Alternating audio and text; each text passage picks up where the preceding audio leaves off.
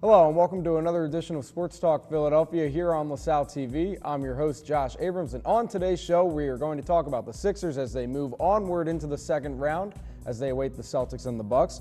And then we're going to talk about the Phillies and their home winning streak, and we're going to also get into a little bit of the NFL draft. All that and more after this intro. 6, 5, 4, 3, 2, 1. You'll never have the sacred stone. Oh, this you crazy mother.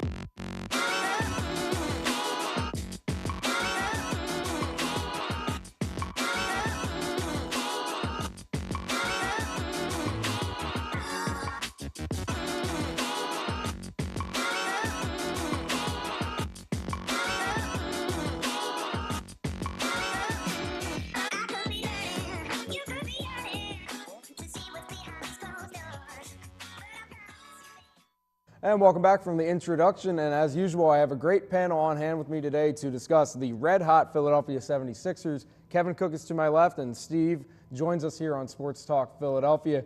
Guys, let's get right into it. The Sixers are moving on. We are going onward, and we will await the winner of the Celtics and the Bucks. We'll get into that a little bit later.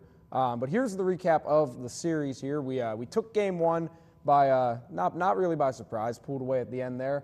The Heat kind of had to go through a lot to beat us in Game 2. A lot of things happened that didn't really go our way. And then the next 3 games were just ours for the taking. We were able to steal both games in Miami with Joel Embiid making his playoff debut, and then we come home and close it out like everyone anticipated. And as I said, we're awaiting another series, and it seems we're just relaxing now. Yeah, I mean, let's talk about the most groundbreaking news from this week, and that is Meek is free. I mean, come on now. No, yeah, but that really brought up the energy level down in the stadium for the Sixers, and you could see even from when he rang the bell, it was crazy the amount of energy within the arena, and the Sixers, the Heat were able to keep it close to their credit, but just like most games in the series, the Sixers in the second half, they flipped the switch on and they turned it up, and they brought and got themselves a lead that the Heat just could not come back from. Yeah, and even when they were on the road, you said we stole 2 games in Miami. They should go into jail for theft for Game 4. 26 turnovers. There's no reason they look like a team in the first half that shouldn't be allowed in the playoffs. And they pulled a victory out in that game. They turned it around in that second half. The second half of this team, it's just mind-boggling how they change and turn it on. Yeah, and looking at the series stats here, it really was no surprise that the Sixers were able to close out this series in 5 games.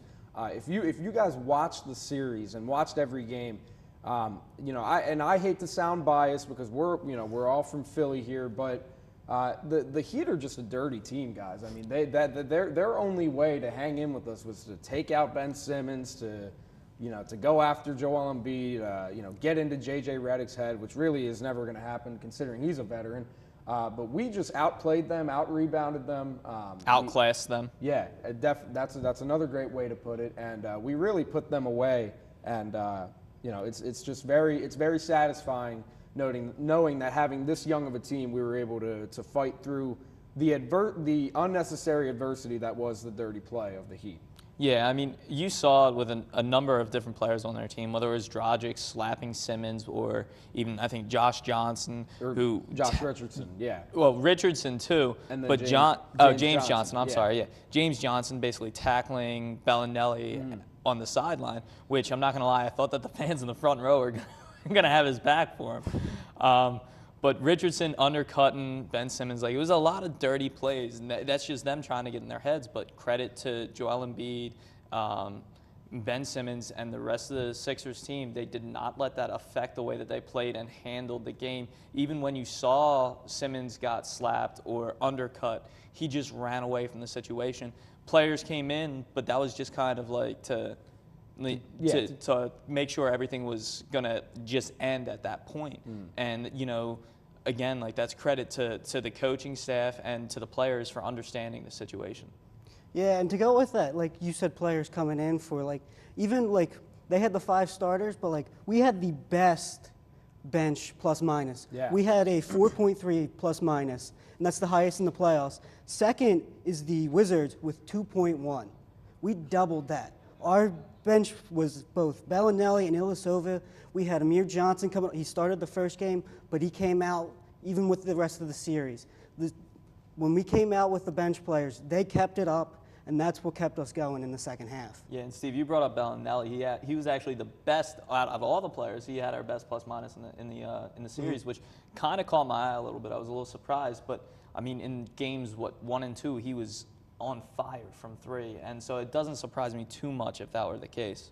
Yeah, it's really just a whole combination of, like a whole, just like different types of play styles. You know, when you say Bellinelli had the best plus minus out of the entire team, I find that very surprising considering that Simmons almost averaged a triple-double. You know, the fact that J.J. Redick, who, as we've said on the show before, is in his upteenth amount of playoffs for however long he's been in the league, I think 04, so say 14, 15 years, he's playing in his 14th or 15th playoff series.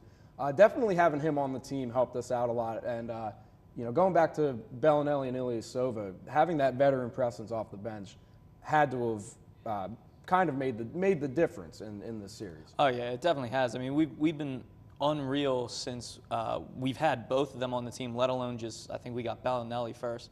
And we finished, I mean, we're 19 and 20 in the last 20, I think, or something like that. So 19 of the last 20 we've won. So right. They've been playing unreal basketball, great team basketball, and I mean even in the playoffs they continued that. They were second in all the playoffs. They were second in points to only the Pelicans, who just completely demolished the Trailblazers. They were first in rebounds, and they were third in assists. And that right there is showing how well they play as a team, as a unit, and that's a great job. And more credit to Brett Brown for getting them to gel together so nicely. Yeah, it really makes the Hawks look really stupid right now. Bellinelli and Ilyasova both getting cut from them. They're really happy that they came here. They went from a last-place team to some people are saying we're the team to beat right now in the East, at least. It's such a difference for them with them coming in. Yeah, and Steve, you and I talked about a little bit before the show about how deep this team is now with the addition of Bellinelli and Ilyasova. And not only are they deep, but they're an efficiently deep team. They had 6 players average double-figure scoring, and their 7th guy, who would have averaged a little bit more scoring if he could hit his shots, is Robert Covington with 9.5. Going down the stretch, do you guys feel that this depth is going to make the difference overall in the playoffs? Oh, it's going to be a huge help for them moving forward, because especially if they get matched up with Boston in round 2. Boston's got obviously a number of issues. We know Hayward, we know Kyrie, and they just got Marcus Smart back. They're going to be tired. They're going to be gassed. And if that goes, I mean, no matter what happens, if that goes 6, and Boston, I think they play tonight. If they end up winning tonight, the series could start on Sunday, and they might still be a little bit tired. And that's what I wanted to bring up to you guys. Now bringing up the update. Can we get the updated bracket up real quick? I just want to look at the playoff series now, at least on the Eastern Conference. So obviously, Boston and Milwaukee play Game 6 tonight. If Boston wins, I believe we open the series against them in Boston on Saturday. But if Milwaukee can force a Game 7 and even win that Game 7, we would play at home on Monday night. Looking at that bottom half of the Eastern Conference bracket, as true diehard Sixers fans, who do you guys want to see come Saturday or Monday? It makes sense to me if you want to see the Bucks. We've been absolutely dominant in home on the home court. We've only lost 2 games since New Year's. And that was one of those was to the Pacers. The other one was obviously to the Heat. And you kind of expected us to lose one soon because we were just on fire. Yeah, you can't win everything. Yeah, exactly. But I'd still rather see Boston in a series because I think that we just match up better than them. I think that they're a better team, but I also think that they're going to be a lot more tired, that they've been playing for their lives a little bit longer than and they got a little bit more to prove than Milwaukee does. But I'd rather see Jaylen Brown than Giannis Antetokounmpo. Yeah, I'd have to agree with that. Even though we beat the Bucks by 35 in the last week of the regular season, seeing the Celtics right now would be better. I think Giannis and Chris Middleton, they could keep up with the pace of the Sixers. I don't think Al Horford at center is going to keep up. I don't think Morris is going to be able to keep up with how fast they've been playing. Well, and Giannis and Middleton are both averaging over 25 points per game right now. The two of them have just been unreal, and you saw Middleton hit like one of the craziest shots in NBA playoff history the other day. So, Yeah. like, In the beginning, I just don't want to play a team that's playing that hot right now. And when you look at Boston, their big is Al Horford. I just don't see how he's going to contain Joel Embiid at all. Jaylen Brown's a nice player. He was always my second favorite player in that draft. I thought that if there were ever a draft that we should move back into, it was that draft to get Jaylen Brown to go along with Ben Simmons. But I still just don't see how Brown and Horford are going to be enough to take out Simmons, Embiid, Redick, Bellinelli, our bench. We're just clicking on all cylinders right now. Yeah, and I think that's definitely something that a lot of Sixers fans are pointing to in terms of who do we want to see in the second round. The Bucks have a game-changing player, and the Celtics don't, and that's really the big difference. And I think that with the fully healthy team, barring any injuries, we're able to hang in there with anyone. But real quick before we move on, Joel Embiid being back, how do you guys feel about him staying healthy throughout the playoffs and the pressure not getting to him? I think that he's going to do I think he's going to do a good job. He's going to be able to stay healthy throughout the rest of it. Yeah, I think he's done better this year, but he still did but I think he's back. He hates wearing the mask. Brett Brown is always on him. Made Ben Simmons walk it to him several times over the series, but Yeah. I think he's got it at this point. Yeah, and we're going to see Embiid wear that mask for the rest of the playoffs, and who knows how much longer after that. But we're going to move on and talk Phillies, but after this commercial break. Don't go anywhere. Here, LaSalle's favorite TV game show, Q&A. Do you know that LaSalle TV reaches over 300,000 homes in the Philadelphia area? Probably, right? Did you also know there's actually 13 zodiac constellations and not 12? The 13th is called Ophiuchus. But we got rid of that one because it sounds dumb, and also 13 is an unlucky number. So that's why we have 12. Where'd you learn that? LaSalle TV. Look to the double feature on my mind. Return of the creature that crawled up from the subway line. You're always keeping me waiting, keeping me waiting for you.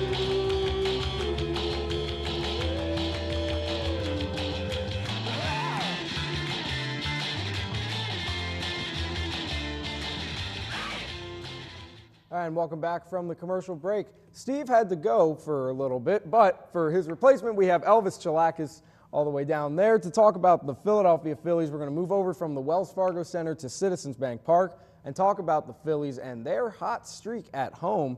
A lot of people coming into this year, we're expecting the Phillies for it to be yet another rebuild season, but with a new manager and a very young core in the lineup, it seems that the Phillies are starting to prove a good amount of people wrong. Yeah, they've been playing really well as of late, and it's coming from both the pitching and the hitters. We're providing a lot of run support for all of our starting pitchers, and the starting pitchers are really pitching well. They're really avoiding getting hit hard, and as we saw last night from Jake Arrieta, they're really working themselves out of the jams that they may have pitched themselves into. Yeah, I feel like we usually expect the Phillies team to start this really hot this early, but we have to see how well they do later on in the season. But I feel like we got to get home field advantage. We got to get this home cooking started and everything, and we're doing pretty good so far in the season. So, just got to wait and hope that when May comes around, we can still keep on doing this, and maybe we can be considered to be like a wild card team, because we are, I think, like a game behind the Mets in the first place, and we are actually in the wild card chase. So Yeah, no, and Elvis, I'm glad you brought up the aspect of playing well in May, because May of 2017 was the year where the Phillies and some of their players, even including Odubel Herrera, started to just dip and fall. And we had a dismal month of May last year. That's essentially what kept us down for the rest of the season. and I think that's going to be very important. But one of the players that's been sort of turning it around got off to a really, really slow start earlier this season, but has started to turn it around in this last week is one of our 5 outfielders, Aaron Altair.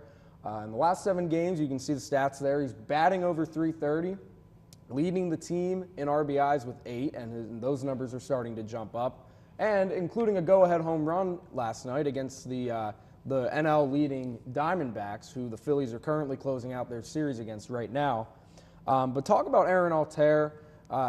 You know, it's really interesting to me that he's starting to play well now, because it's also going to be interesting to see where he falls in terms of being an outfielder for this ball club. Well, I think part of the reason why he struggled early on was because of the fact that he wasn't getting consistent playing time in the beginning of the year. And we saw that a lot with a number of different players, whether it was Franco, Crawford, because Kingery was playing well. You needed him in the lineup, and Kapler kept moving pieces around in order to keep the hot bat in. But now that Altair is hitting well, I'm going to say that he's going to continue to see playing time, and that you're going to continue to see him adding and being a force in the middle of this lineup for us, because of the fact that he's hitting so well. I mean, you saw his stats on how strong of the last 7 games have been for him, and mind you, that's all been at home. So he's really picked it up since we came home. But he did have a home run out in Tampa Bay, if I do recall that correctly. And this season now he's got 3 home runs, 17 RBIs, and two of which were from the game today.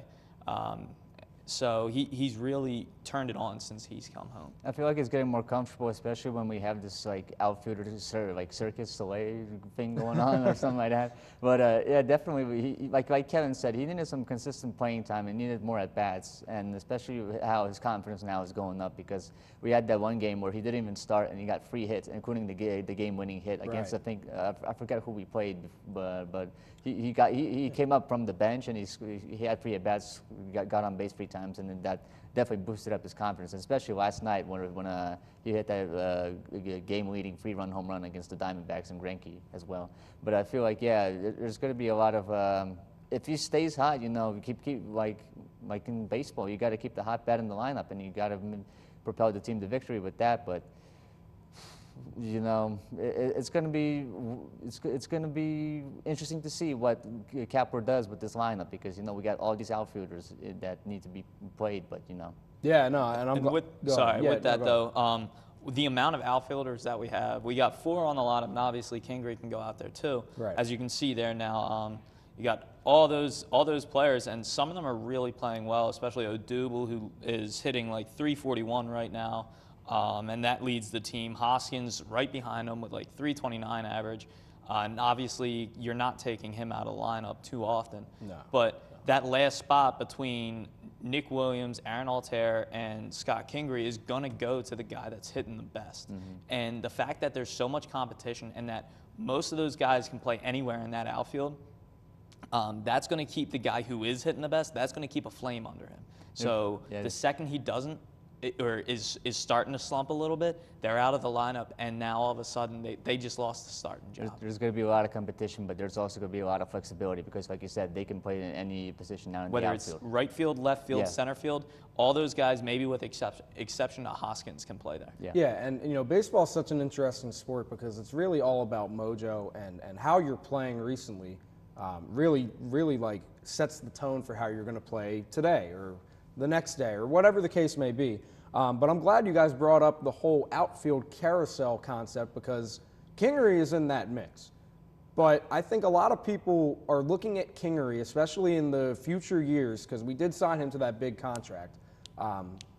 They're looking for Kingery to be at second base at some point and stay at second base. Maybe become the next Chase Utley. A little bit bold, but who cares? But Cesar Hernandez is currently our second baseman right now, and I was one of those Phillies fans out there who was saying coming into the season, we should try and look for some type of valuable asset or valuable trade that we can get Cesar out of here and put Kingery at second. He's obviously batting really well. He's always played very efficiently for the Phillies. But does he have a spot in this organization for future years? I think that's going to fall down onto a number of things. Because of how flexible Kingery is, I think that he can play shortstop or third base as well. And moving forward, I think the only thing that he's going to ask is a steady position. I don't think he wants to continue to play shortstop today, second base tomorrow.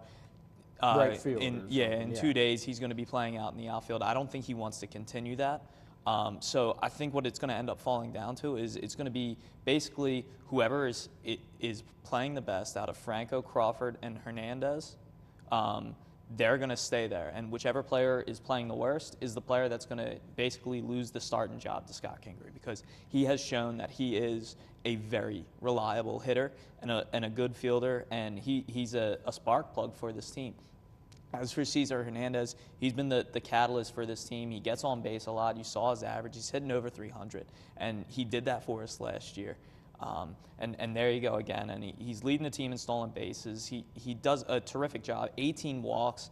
I mean, there's nothing bad about this guy. Right. So it wouldn't surprise me if we decided to keep or to move him, that we got something good in return for him, and Kingery became our second baseman. But ultimately, I think it's going to be whoever of those three, Franco, Crawford, or Hernandez, is playing the worst. That's where Kingery goes. Yeah, it's not just the outfield that's having a competition, it's the infield as well. And let's not you forget that Cesar has been having these trade rumors since like 2016. So he's been on the spotlight for like trade rumors ever since, you know, he started hitting the ball, started stealing bases. Of course, like Kevin said, he's getting hot.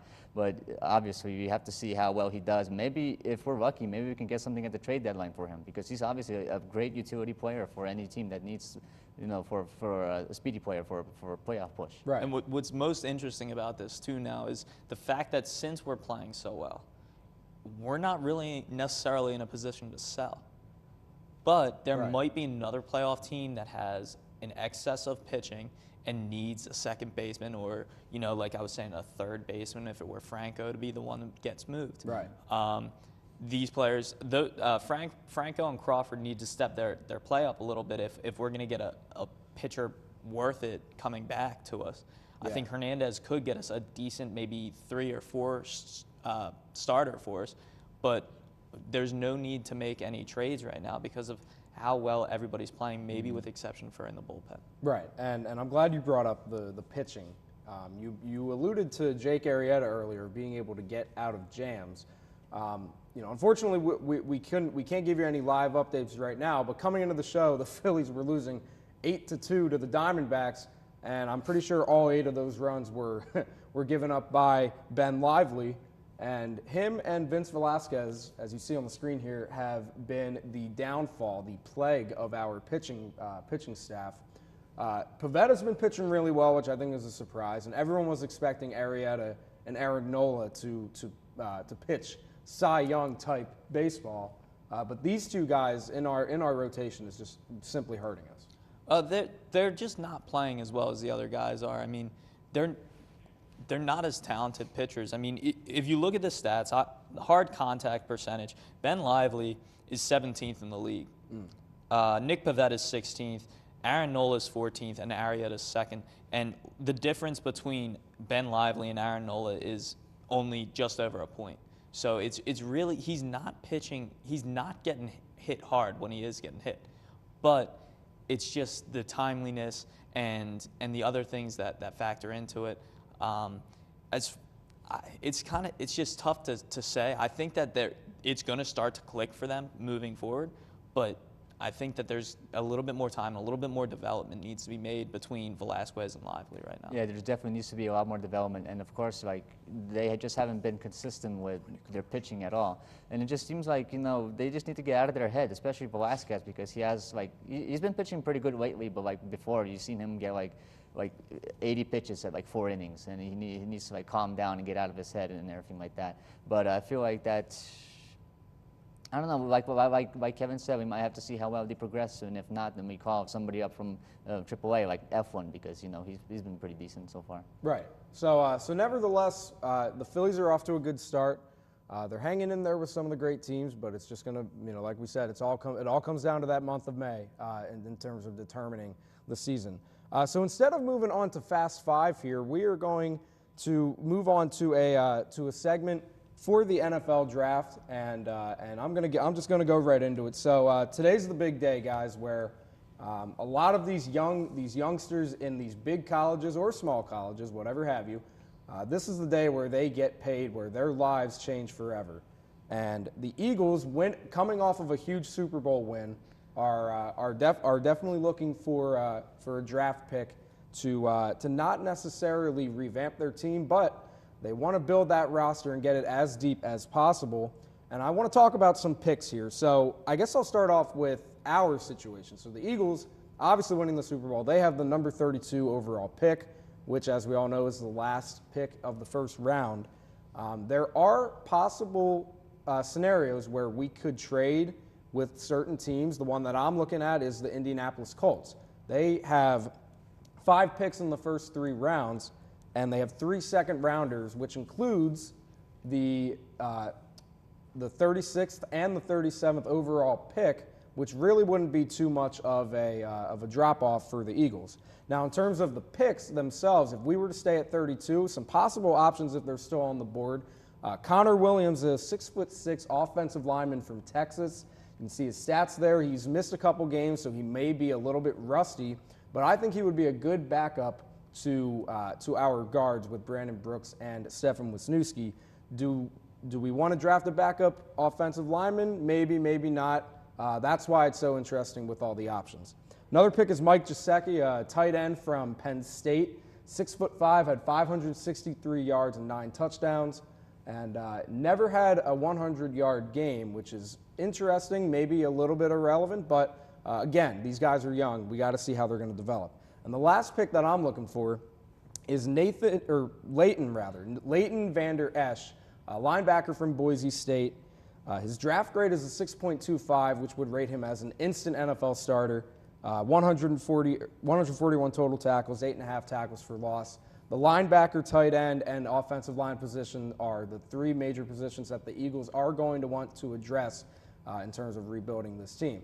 And that's going to do it for us here at Sports Talk Philadelphia on LaSalle TV. We thank you guys for joining us. You can catch us on social media, on Twitter, on YouTube, on Facebook, as well as lasalle.edu/LaSalle TV. Thank you guys once again for joining us, and we will see you last week for the finale of Sports Talk Philadelphia. Thank you.